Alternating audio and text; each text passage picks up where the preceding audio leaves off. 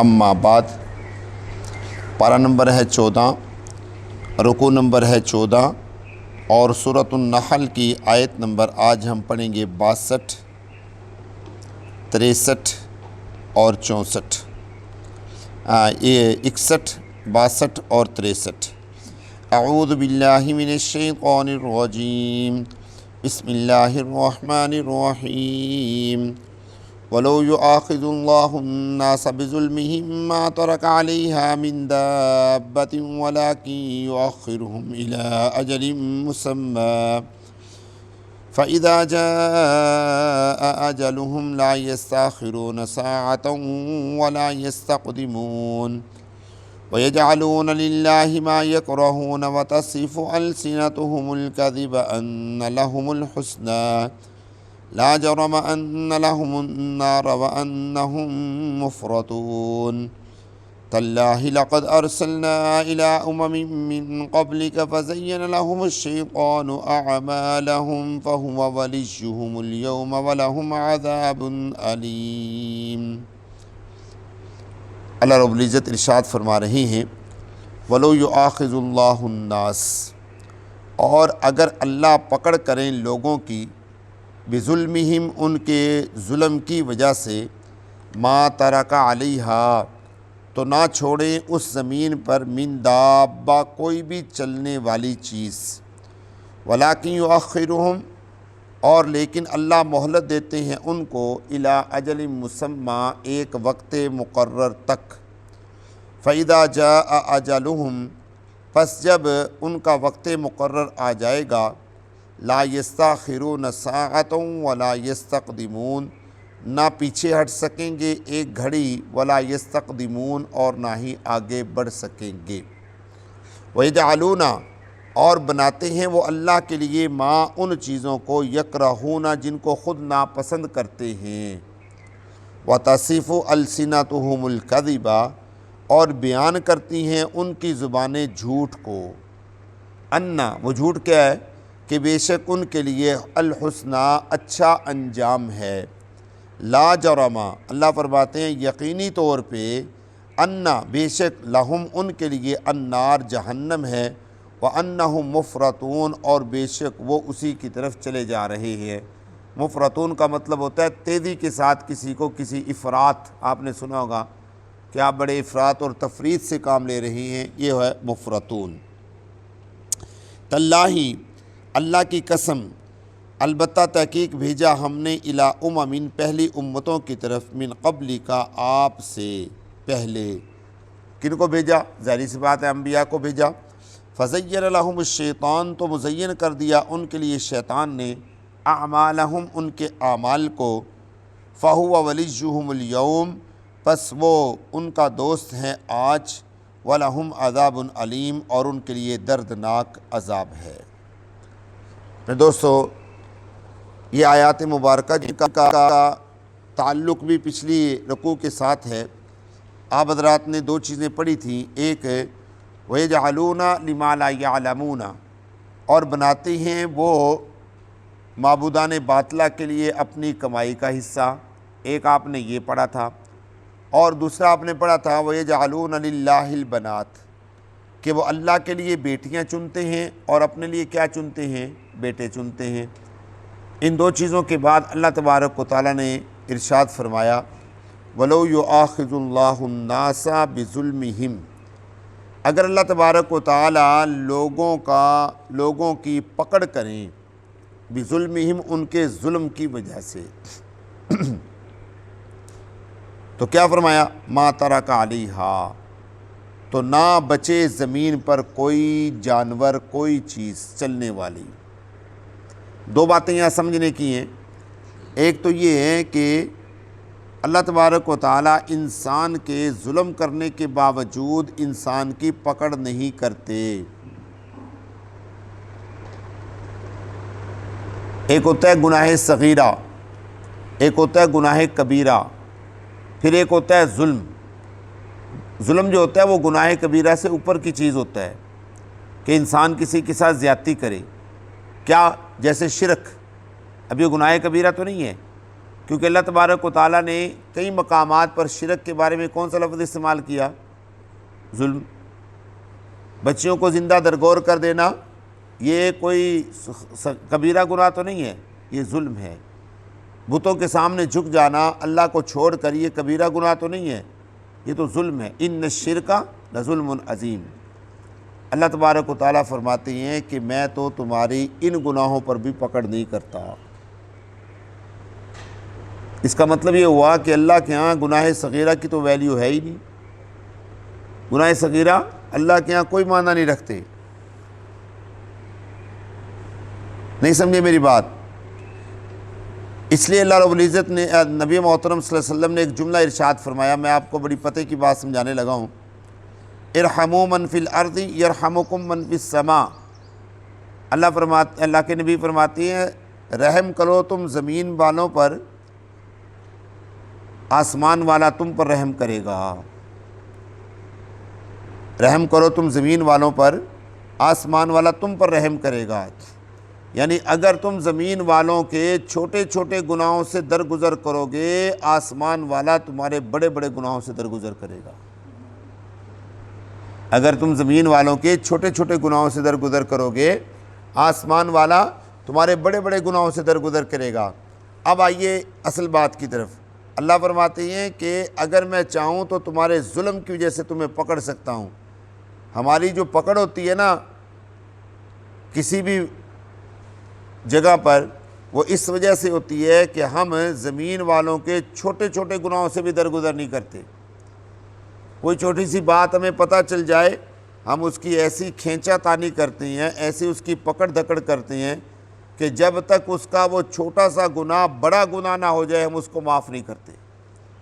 یعنی اتنا وہ بدنام ہو جاتا ہے بیچارہ، ایک چھوٹی سی بات کی وجہ سے اتنا وہ بدنام ہو جاتا ہے کہ لوگ سمجھنے لگ جاتے ہیں کہ اس نے پتہ نہیں کتنا بڑا گناہ کر دیا کہ لوگ اس کے پیچھے پڑے ہوئے ہیں۔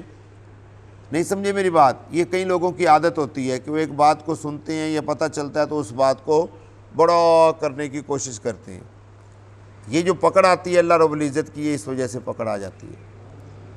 اور دابہ کا لفظ استعمال کیا اللہ تبارک و تعالیٰ نے۔ دوسری بات سمجھیے، دابہ کا لفظ استعمال کیا اللہ تبارک و تعالیٰ نے، حالانکہ دابہ ہر اس جانور کو کہا جاتا ہے جو زمین پر چلتا ہے، چاہے وہ انسان ہے چاہے وہ حیوان ہے۔ ہر وہ جانور جو زمین پر چلتا ہے، جو رینگتا ہے، اسے کیا کہا جاتا ہے؟ دابہ کہا جاتا ہے۔ اللہ تبارک و تعالیٰ فرماتے ہیں کہ تمہارا ظلم جب حد سے بڑھتا ہے پھر میں پکڑ کرتا ہوں، تو پھر میں نہ انسانوں کو چھوڑتا ہوں نہ میں جانوروں کو چھوڑتا ہوں۔ آپ نے دیکھا ہوگا کہ جب سیلاب آتا ہے یا طوفان آتا ہے یا زلزلے آتے ہیں تو اس میں انسان نہیں مرتے، انسانوں کے ساتھ ساتھ بے زبان جانور بھی اللہ کے عذاب کا کیا بن جاتے ہیں؟ نشانہ بن جاتے ہیں۔ گناہ کس نے کیا ہوتا ہے؟ انسانوں نے، لیکن انسانوں کے گناہ کی وجہ سے وہ جانور بھی بیچارے پکڑ میں آ جاتے ہیں۔ تو اس لیے اللہ رب العزت نے دابہ کا لفظ استعمال کیا، وَلَٰكِن يُؤَخِّرُهُمْ إِلَىٰ أَجَلٍ مُّسَمًّى، لیکن اللہ فرماتے ہیں میں مؤخر کر دیتا ہوں ان کو الی اجل مسمى، ایک وقت مقرر تک۔ ایک وقت مقرر تک میں انسان کو عذاب نہیں دیتا۔ اور یہ جو دنیا کے اندر سزائیں ملتی ہیں نا میرے دوستو، ان کو عذاب کا لفظ استعمال نہ کیا کریں، کیونکہ اللہ کا عذاب دنیا میں انسان پر نہیں آتا۔ اللہ کا عذاب اگر اتر جائے تو پھر لوگوں کی شکلیں بندروں جیسی ہو جاتی ہیں، لوگوں کی شکلیں خنزیروں جیسی ہو جاتی ہیں، پھر زمین سے اٹھا کر بستیاں پٹخ دی جاتی ہیں، پھر بادلوں سے بارش کی بجائے آگ برستی ہے، اس کو کہا جاتا ہے اللہ کا عذاب۔ یہ جو چھوٹی چھوٹی باتوں کے اوپر پکڑ ہو جاتی ہے، یہ اللہ کا عذاب نہیں ہوتا، بلکہ اللہ انسان کو جھنجھوڑتے ہیں کہ یار باز آ جا، تو باز آ جا۔ اچھا ایک اور آپ کو مزے کی بات بتا دوں کہ جہاں پر انسان کے اوپر رحم کرتا ہے، اللہ رحم کرتے ہیں، وہاں پر اللہ تبارک و تعالیٰ انسان کے گناہوں پر پردہ بھی ڈالتے ہیں، چھپاتے بھی ہیں، کیونکہ اللہ رب العزت کی ایک صفت کیا ہے؟ ستار العیوب، پر عیبوں کو چھپانے والی ذات۔ حدیث پاک میں آتا ہے کہ ایک آدمی قیامت کے دن بڑے بڑے گناہ لے کر آئے گا، بڑے بڑے گناہ لے کر آئے گا۔ ایک آدمی کیوں، بلکہ عمومی طور پہ اللہ رب العزت کا معاملہ ہوگا۔